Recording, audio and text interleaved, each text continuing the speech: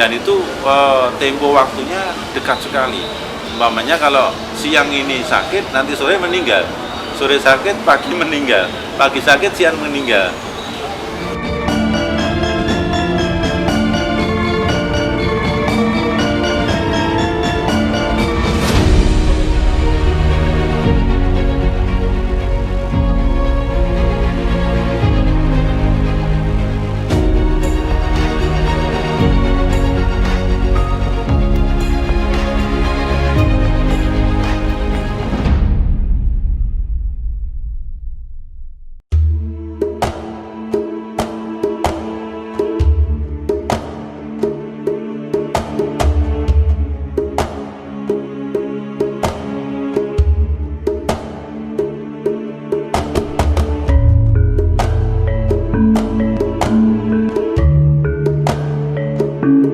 Maesa Lawung itu sebenarnya dari asal kata Maesa dan Lawung.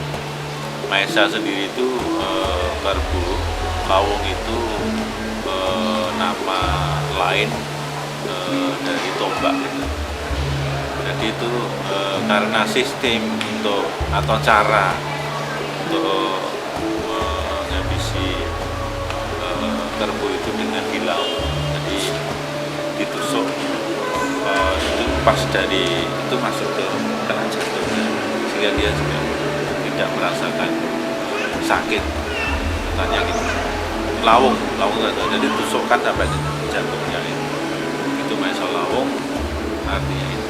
Namun dalam upacara Maesa Lawung itu sebetulnya upacara yang dulu pernah dilakukan oleh leluhur Mataram ini sejak zaman Hindu ya, sampai ke Islaman ini, yaitu untuk mengucapkan terima kasihnya kepada Tuhan yang kuasa itu yang sudah memberikan segalanya. Kalau dalam bahasa setelah keraton ini berpredikat kerajaan Islam, yang ucap syukurnya itu. Nah, ini sempat berhenti ketika dari Majapahit, dari Hindu, itu masuk ke Demak, upacara itu berhenti karena ini dianggap tidak Islami gitu.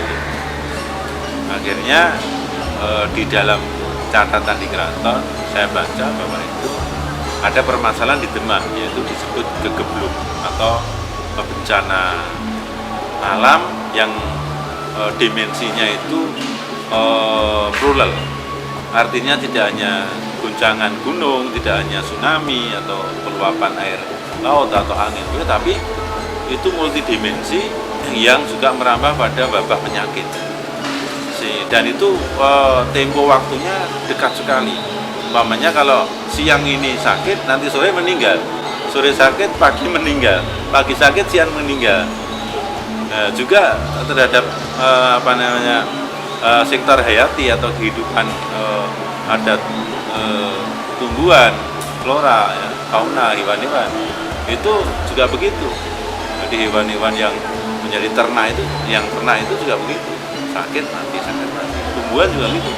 Padi, palawija ditanam, ini ditanam, besok udah layu. Sore ditanam, ini udah layu. Jadi udah tidak ada penghasilan yang bisa untuk kita manfaatkan. Akhirnya kita tangkap dari hasil bumi itu. Nah, itu menjadi yang disebut akhirnya paceklik. Sebenarnya bencana alam besar jadi paceklik karena makanan tidak tersedia lagi. Itu kalau kita hitung di tahun Saka ya. Jadi perpindahan Majapahit ke Demak ini kan sirna ilang kertaning bumi itu 1400 Saka 1400 itu sirna ilang tunul kerta itu bumi itu 1400 itu 1400 Saka. Jadi kalau ditarik Masehi ya sekitar 1478 lagi itu Masehinya. Tadi abad 14. Nah, setelah berjalan 1 tahun perjalanan pemerintahan Demak itu baru terjadi, sehingga boleh kita di situ kalau kita tarik tahun 1401 gitu, untuk kurang lebihnya di sana. Kalau Masehinya kurang lebihnya 1479. Yang 1 tahun berjalan kena bencana. Nah, terus akhirnya dicoba untuk adakan semacam pertemuan antara raja memerintahkan, yaitu pada waktu itu di Demak yang duduk di sana adalah Raden Patah, yang juga didampingi oleh para wali 9 yang terkenal, dan juga para sesepuh-sesepuh Majapahit sudah bergabung di sana. Nah, ini berembuk bagaimana untuk ngawekani atau mensiasati atau memecahkan masalah ini gitu. Supaya ini tidak berkepanjangan. Akhirnya punya usul semua dengan segala masukan dengan cermat, maka Wilujeng Negari atau Maeswalawung yang dulu, atau Raja Soya dulu itu diadakan, namun bukan kerbau untuk pusat kurbannya, belum kerbau. Itu ada yang kuda, terus ada lagi mungkin lembu dan segalanya. Lalu mungkin tidak ya.